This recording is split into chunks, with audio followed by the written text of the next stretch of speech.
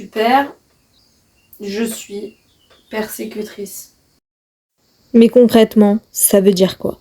Eh bien tout simplement, quand je regarde quelque chose, il n'y a qu'un mot en tête qu'il me vient. Être parfaite. En somme, je veux tout le temps atteindre la perfection et c'est épuisant. On s'en rend pas compte, mais c'est un calvaire à vivre. Et là, de me dire que j'ai un profil de persécutrice, ça fait peur. Au départ, quand j'ai lu le mot, je me suis dit quoi, je suis dangereuse? Mais en vrai, non. Ça veut tout simplement dire que j'exige énormément de moi-même et que ça empathie sur les autres, dont mon entourage, bien évidemment.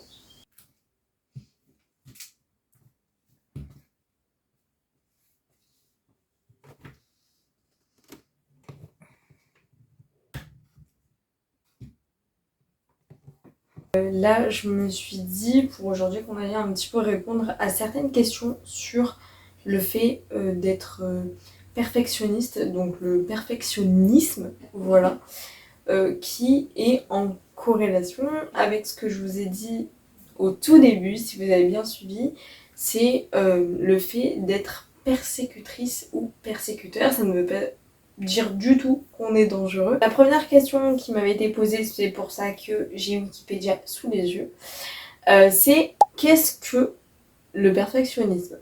Donc je me suis dit que ça serait intéressant de voir ce que Wikipédia dit et ce que moi je perçois en tant que tel.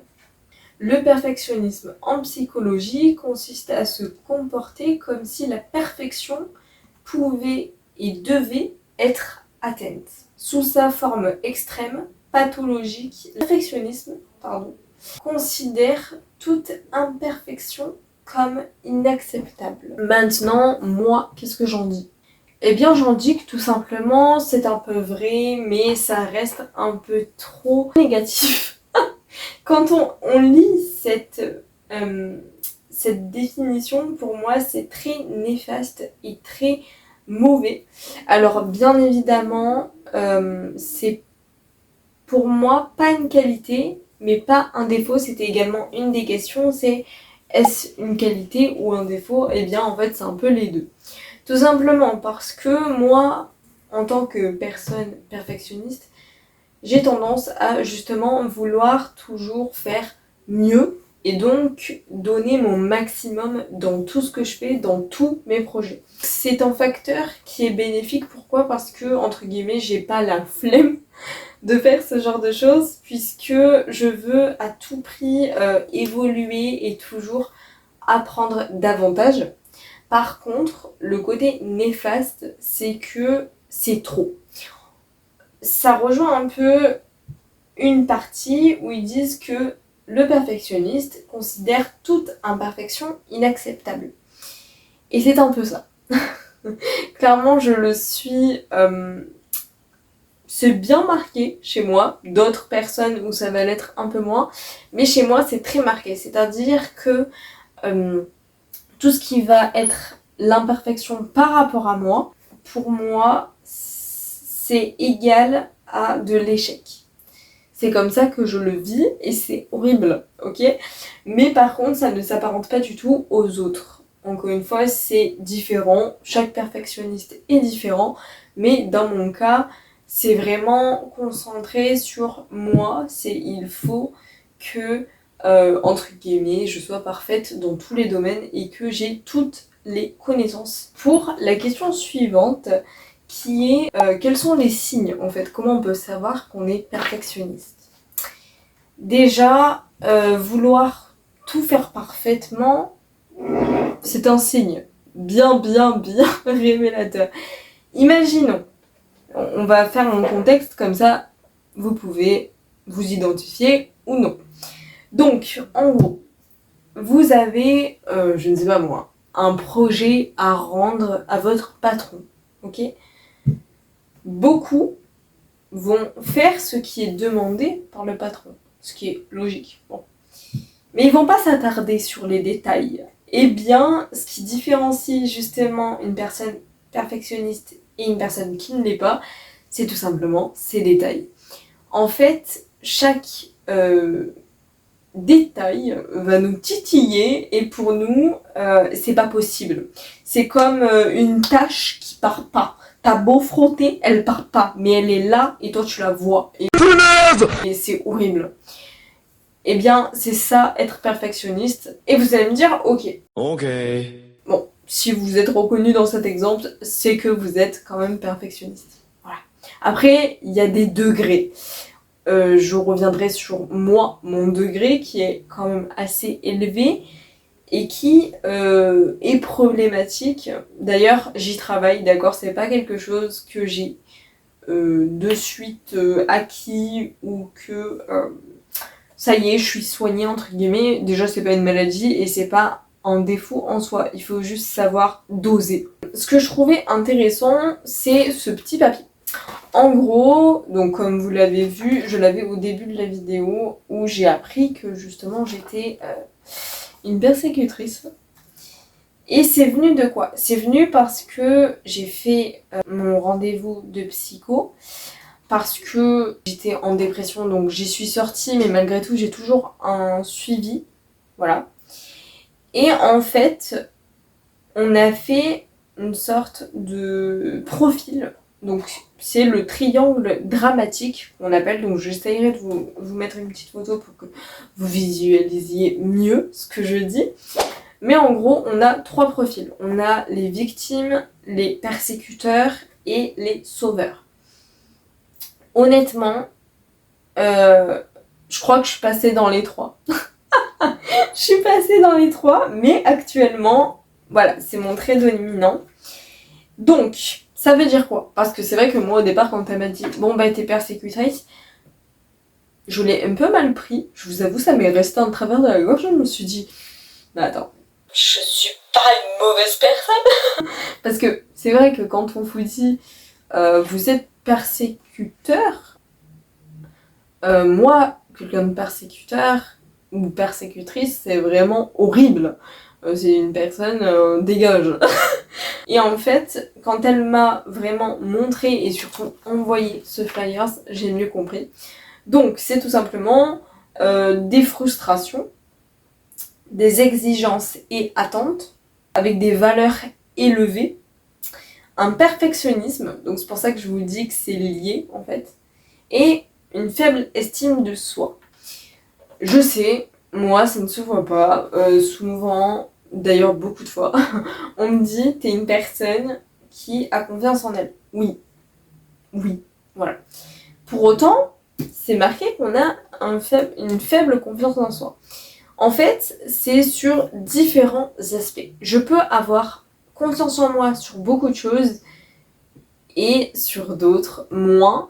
Mais ça va être sur des détails en fait de la vie, d'accord? Et déjà, je pense, et il faut bien se l'avouer, que la confiance en soi, c'est pas à 100% chaque jour, d'accord? Vous avez le droit d'avoir des moments de down, que vous soyez ou non perfectionniste.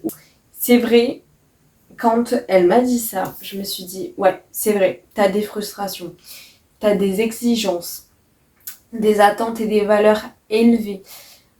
Et comment je l'ai su?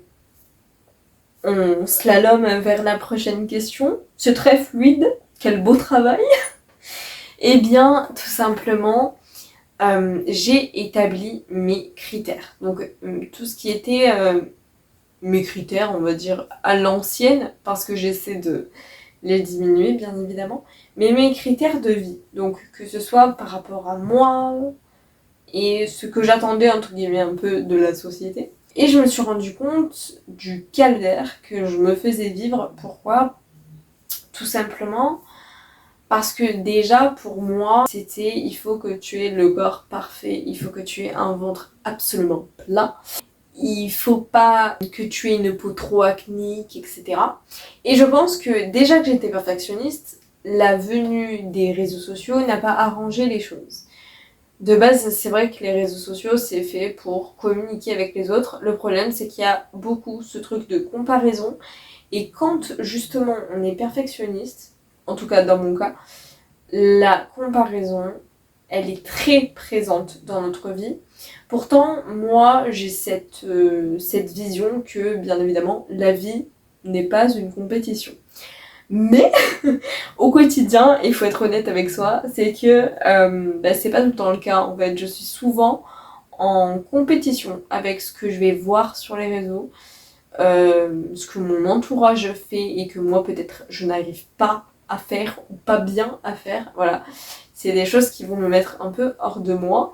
Parce que j'ai ce truc de toujours vouloir atteindre cette perfection qui, soit dit en passant, n'existe pas du tout. Hein. Ne vous attendez pas à claquer des doigts et que ça parte. Non, surtout quand ça vient de votre enfance, ce qui est mon cas. On m'a aussi demandé comment percevait l'entourage. Ça dépend parce que, encore une fois, il y a les deux facteurs de qualité et défaut, puisque on va dire qu'ils vont se dire bon bah elle est motivée, elle va y arriver, elle fait du travail bien fait, elle ne bâcle pas. Ça c'est une des qualités, bien évidemment. Mais de l'autre, ça peut être très toxique pour l'entourage, puisque on a une exigence qui est assez sévère, déjà envers nous-mêmes. Et en fait, on ne s'en rend pas compte, moi j'ai mis du temps à m'en rendre compte, c'est qu'on est exigeant également avec les autres. On veut que les autres soient à peu près au même niveau que nous, pour ceux qui nous entourent, clairement. Parce que, je ne sais pas pourquoi, ok, me demandez pas pourquoi on est comme ça, notre cerveau il fonctionne comme ça. On se dit, moi je fournis ces efforts-là, je fais tout pour y arriver. Pourquoi toi tu n'y arrives pas? Pourquoi toi tu le fais pas? Pourquoi? Enfin bref, c'est un calvaire pour les gens qui le vivent. Tout ce que je fais, pour moi c'est normal et ça devrait être appliqué aux autres, entre guillemets. Donc bien évidemment, ça c'est quelque chose que j'ai travaillé et ça y est pratiquement plus. Donc je suis fière de moi parce que mon premier déclic que je voulais réellement changer par rapport à ça, c'était le fait que ça ne touche pas en fait mon entourage, que ça me touche moi, ok, mais faut pas que ça impacte les autres. Et après ça, du coup, j'ai commencé à essayer de baisser mes critères envers moi-même. Je suis un peu multicasquette, j'ai également ce besoin de vouloir faire de nouvelles choses constamment. Le souci qu'il y a encore une fois, c'est que dès que j'expérimente quelque chose, je veux le faire parfaitement du premier coup. Mais c'est pas comme ça ma pauvre Lucette. C'est vrai qu'il y a toute cette... cet apprentissage en fait de se laisser le temps. Moi, j'avais énormément de mal avec l'échec. C'est qu'au bout d'un moment, quand on est tout le temps à vouloir cette perfection, on finit par se trouver nul. Et on se dit, mais en fait, on n'arrive à rien. Sauf qu'en fait, non, c'est juste que nos attentes et ce qu'on attend de la vie est un peu irréaliste. Bon, parlons de mon vécu maintenant, de pourquoi et comment je suis devenue comme ça, en fait. Parce que je ne l'étais pas. Voilà, faut savoir, c'est une construction et je pense que ça n'est pas. Voilà, hein, on n'est pas un bébé perfectionniste d'entrée, d'accord? Surtout que moi je suis née à 7 mois. Ça aurait été un peu compliqué vu que j'étais une crevette fripée. Là où ça a vraiment commencé à se voir, c'est tout simplement mon année scolaire. Parce que déjà en primaire, voilà, on va remonter déjà en primaire, mais si vous voulez, j'ai toujours voulu être la première de la classe, avoir toujours des bonnes notes. Et ça, malheureusement, et je ne lui en veux pas du tout, c'est par rapport à mon papa. En fait, comme il ne savait pas vraiment comment gérer mon handicap, c'était de pallier mon handicap et de me prouver que je pouvais y arriver comme les autres. Donc ça a vraiment un aspect très bienveillant puisque c'était pour me montrer qu'en fait j'avais beau avoir un handicap, je pouvais être même plus intelligente que certains, etc. Enfin, c'était dans cette optique de vouloir me montrer que j'avais ma place et que je pouvais y arriver. Le souci, c'est que c'est devenu problématique puisque je ramenais toujours des très bonnes notes, mais je me mettais la pression. Et là où c'est devenu vraiment catastrophique, ça a été au collège. Au collège, pourquoi? Parce que déjà, j'ai eu de la discrimination pour mon handicap. En fait, ça a alimenté ce besoin d'être parfaite et de vengeance. Et moi, le truc, c'est que oui, je faisais mes devoirs, mais en même temps, je révisais. Ça ne s'arrêtait pas. Clairement, j'étais vraiment devenue ce qu'on appelle l'intello. Mais j'étais habitée par ça et quelque part contrôlée par ce perfectionniste. Je n'avais plus de contrôle. Je voulais tellement rendre fiers mes parents, tellement me venger des professeurs, tellement prouver que mon handicap n'était pas un frein, que mentalement, j'étais dans quelque chose de très mauvais. Mais il y a une sorte de jalousie en fait qui s'installe par rapport au fait qu'on veut tellement être meilleur qu'on ne supporte pas que les autres soient meilleurs que nous. Ça c'est quelque chose que j'ai appris à gérer, bien que il y a encore des petites choses qui font que des fois ça peut réveiller ce côté-là. Mais c'est vrai que dans ma scolarité, c'était tout le temps ça. Je voulais aussi vous faire une petite session conseil pour ceux peut-être qui se demandent comment en fait mettre plus en avant cette positivité que le côté néfaste pour votre vie. C'est tout simple, ok? Vous prenez une feuille, vous mettez toutes vos croyances actuelles, que ce soit vos croyances d'enfance qui sont toujours présentes. Moi je sais que j'en avais. Voilà. Donc j'ai établi mes anciennes croyances et j'ai vraiment mis le titre et mettez-le 1. Ancienne croyance, ok? Donc vous établissez ça. Ensuite, vous lisez sans vous juger, d'accord? Et ensuite, vous allez travailler sur quelles sont mes nouvelles croyances, sur quoi j'ai envie de me reposer, sur quoi j'ai envie de fonder ma vie. En fait, c'est ça qui va vous permettre de pallier plus sur le côté perfection, mais positif. Voilà, j'espère que cette vidéo vous aura plu, aura pu peut-être vous aider. Dans tous les cas, je suis très heureuse de revenir vraiment comme il faut sur YouTube. Ça me fait trop plaisir d'être de retour sur cette plateforme. Donc j'espère que vous avez aimé. N'hésitez pas à me le dire en likant, partageant cette vidéo, en vous abonnant, bien évidemment, hein. C'est toujours bien de soutenir la chaîne. Et on se retrouve la semaine prochaine.